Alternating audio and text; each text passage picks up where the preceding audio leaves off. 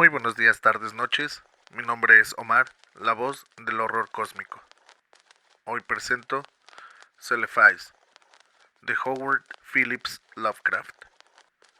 Cranes, en un sueño, vio la ciudad del valle y la costa de más allá, el pico de un monte cubierto de nieve que mira hacia el mar y las galeras pintadas de alegres colores que salen del puerto a navegar hacia regiones distantes, donde el mar y el cielo se hacen uno. Quizá también fue en el reino de los sueños donde lo nombraron Cranes, pues mientras permanecía despierto en el mundo real, era llamado con otro nombre. Quizá le era habitual soñar con un nombre nuevo, porque él era el último miembro de su familia, y un solitario entre los millones de londinenses indiferentes, así que no había muchas personas que hablaran con él y le recordaran quién fue.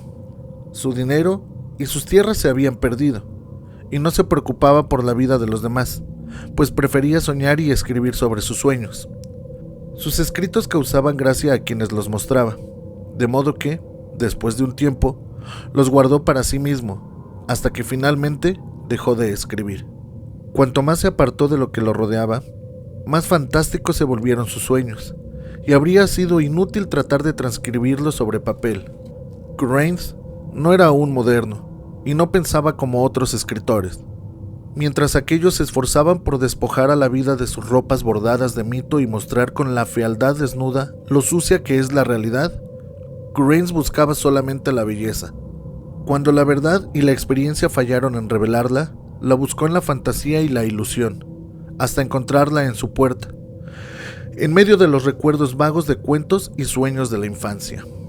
No hay muchas personas que sepan sobre las maravillas que se abren para ellas en las historias y sueños de su propia juventud, pues cuando somos niños, escuchamos y soñamos, pensamos, pero pensamientos a medias, y cuando somos adultos, tratamos de recordar, pero somos torpes y prosaicos debido al veneno de la vida.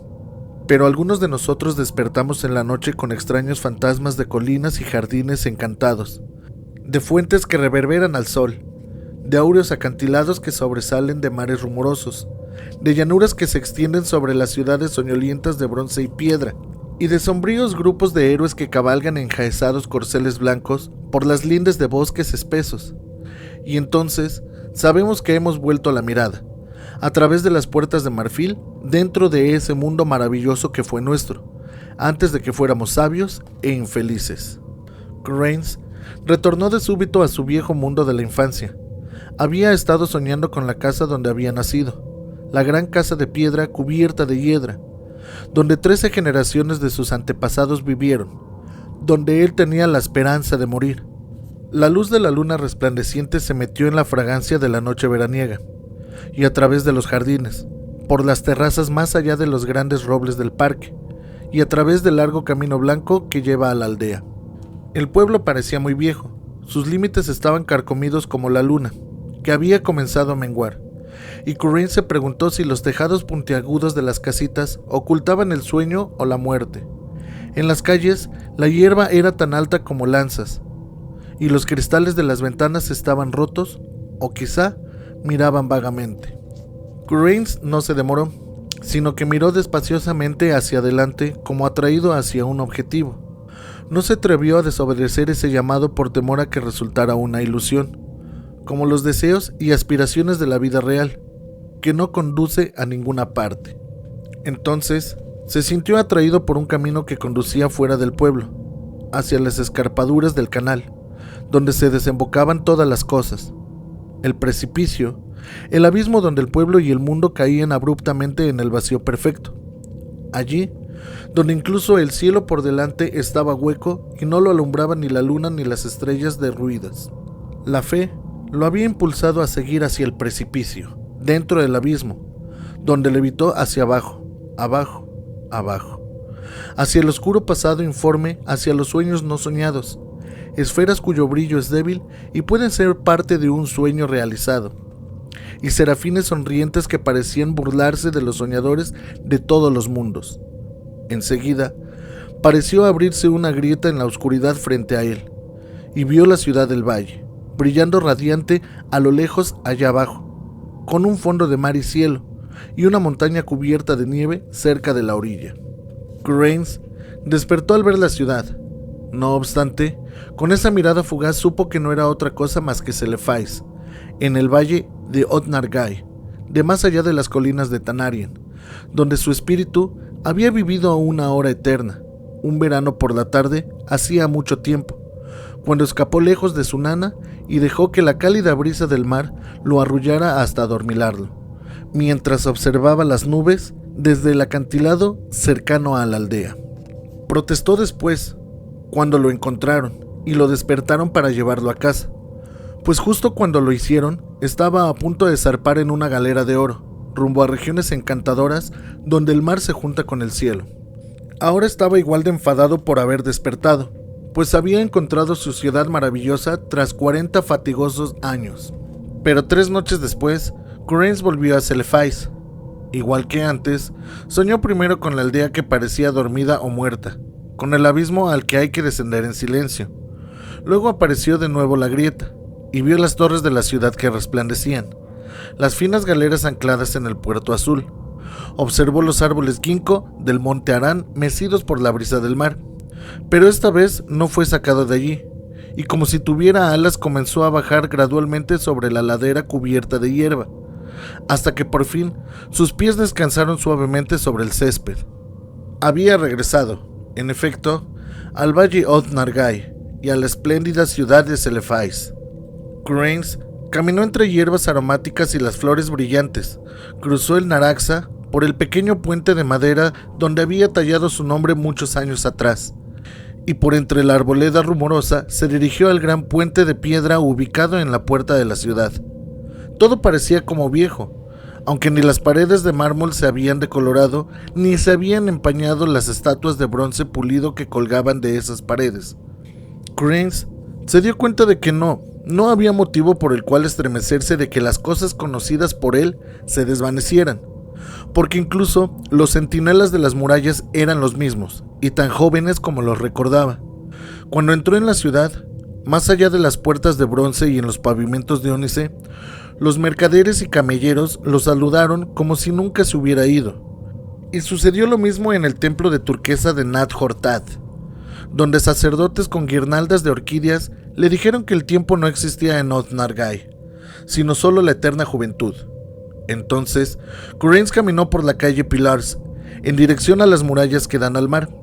Allí se reunió con los comerciantes, marineros y hombres extraños de regiones distantes donde el mar y el cielo se juntan.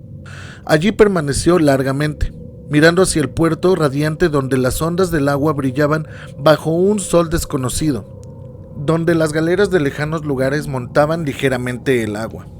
También contempló el monte Arán, que se elevaba majestuosamente desde la orilla, con sus faldas verdes balanceándose llenas de árboles y su cima blanca muy cerca del cielo. Más que nunca, Khura'in deseó navegar en una galera hacia los lugares lejanos de los que había oído en tantos cuentos extraños, y buscó de nuevo al capitán que había accedido a llevarlo tiempo atrás. Encontró a Adhib, sentado en la misma caja de especias donde se había sentado antes, y el hombre pareció no darse cuenta de todo el tiempo que había pasado. Entonces, los dos remaron en una galera en el puerto, y dando órdenes a los remeros, comenzaron a navegar en el mar de Seranian que conduce al cielo.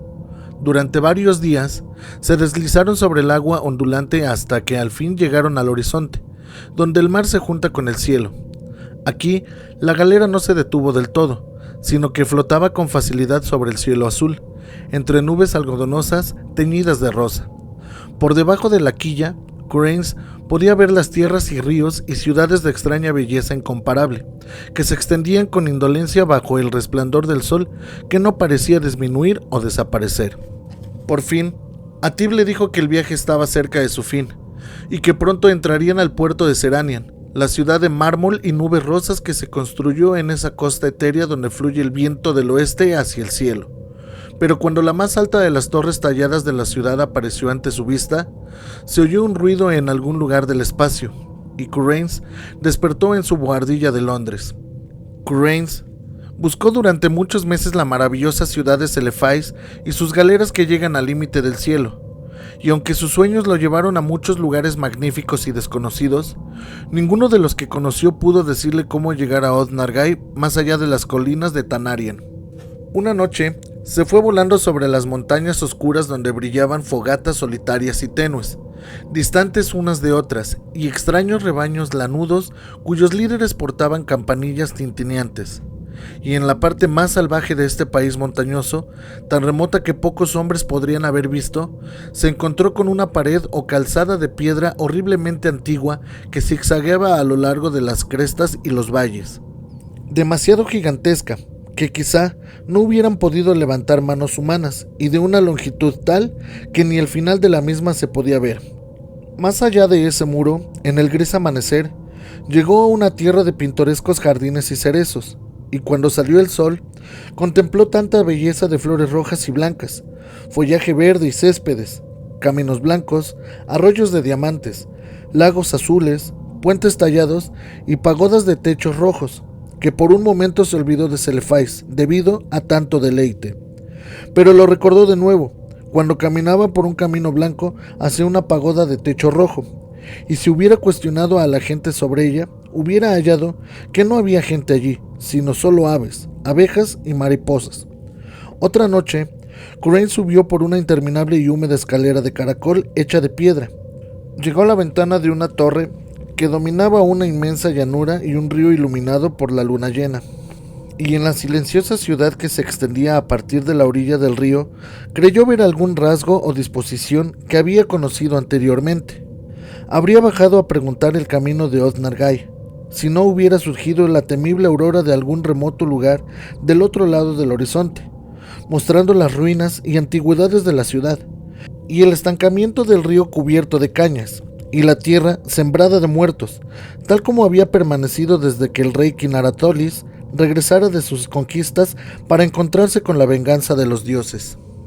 Y así, Khura'in buscó inútilmente aquella maravillosa ciudad de Celefais y las galeras que navegaban por el cielo rumbo a Seranian, contemplando numerosas maravillas y escapando en una ocasión, milagrosamente, del indescriptible gran sacerdote que se oculta tras una máscara de seda amarilla y vive solitario en un monasterio prehistórico de piedra en la fría y desierta meseta de Leng. Al cabo del tiempo, le resultaron tan insoportables los desolados intervalos del día, que empezó a procurarse drogas a fin de aumentar sus periodos de sueño. El hachís lo ayudó enormemente, y en una ocasión lo trasladó a una región del espacio donde no existen las formas, pero los gases incandescentes estudian los secretos de la existencia. Y un gas violeta le dijo que esta parte del espacio estaba al exterior de lo que él llamaba el infinito. El gas no había oído hablar de planetas ni de organismos, sino que identificaba a Khura'in como una infinitud de materia, energía y gravitación. Khura'in se sintió ahora muy deseoso de regresar a la Celefais salpicada de alminares y aumentó su dosis de droga. Después, un día de verano, lo echaron de su buhardilla y vagó sin rumbo por las calles. Cruzó un puente y se dirigió a una zona donde las casas eran cada vez más escuálidas. Y allí fue donde culminó su realización, y encontró el cortejo de caballeros que venían de Celefais para llevarlo allí para siempre. Hermosos eran los caballeros montados sobre caballos ruanos y ataviados con relucientes armaduras, cuyos tabardos tenían bordados extraños blasones con hilo de oro. Eran tantos que Khura'in casi los tomó por un ejército, aunque habían sido enviados en su honor, porque era él quien había creado Oth-Nargai en sus sueños, motivo por el cual iba a ser nombrado ahora su dios supremo. A continuación, dieron a Khura'in un caballo y lo colocaron a la cabeza de la comitiva, y emprendieron la marcha majestuosa por las campiñas de Surrey hacia la región donde Khura'in y sus antepasados habían nacido. Era extraño, pero mientras cabalgaban parecía que retrocedían en el tiempo, pues cada vez que cruzaban un pueblo en el crepúsculo, veían a sus vecinos y a sus casas como Chaucer y sus predecesores les vieron. Hasta se cruzaban a veces con algún caballero con un pequeño grupo de seguidores. Al avecinarse la noche, marcharon más deprisa, y no tardaron en galopar tan prodigiosamente como si volaran en el aire. Cuando empezaba a alborear, llegaron a un pueblo que Khura'in había visto bullente de animación en su niñez y dormido o muerto durante sus sueños. Ahora estaba vivo, y los madrugadores aldeanos hicieron una reverencia al paso de los jinetes calle abajo, entre el resonar de los cascos que luego desaparecieron por el callejón que termina en el abismo de los sueños. Khura'in Se había precipitado en ese abismo de noche solamente, y se preguntaba cómo sería de día. Así que miró con ansiedad cuando la columna empezó a acercarse al borde. Mientras galopaba cuesta arriba hacia el principio, una luz radiante y dorada surgió del occidente y visitó el paisaje con refulgentes ropajes. El abismo era un caos hirviente de rosáceo y cerúleo esplendor. Unas voces invisibles cantaban gozosas mientras el séquito de caballeros saltaba al vacío y descendía flotando graciosamente a través de las nubes luminosas y de los plateados centellos. Seguían flotando interminablemente los jinetes, y sus corceles pateaban el éter como si galopasen sobre doradas arenas. Luego, los encendidos vapores se abrieron para revelar un resplandor aún más grande, el resplandor de las ciudades Celefais y la costa, y el pico que dominaba el mar, y las galeras de vivos colores que zarpan del puerto rumbo a lejanas regiones donde el cielo se junta con el mar. Y Khura'in reinó en Oth-Nargai y todas las regiones vecinas de los sueños y tuvo su corte alternativamente en Celefais y en la Seranian formada de nubes. Y aún reina allí, y reinará feliz para siempre, aunque al pie de los acantilados de Innsmouth, las corrientes del canal jugaban con el cuerpo de un vagabundo que había cruzado el pueblo semidesierto al amanecer. Jugaban burlonamente y lo arrojaban contra las rocas, junto a las torres de Trevor cubiertas de hiedra, donde un millonario obeso y cervecero disfruta de un ambiente comprado de nobleza extinguida.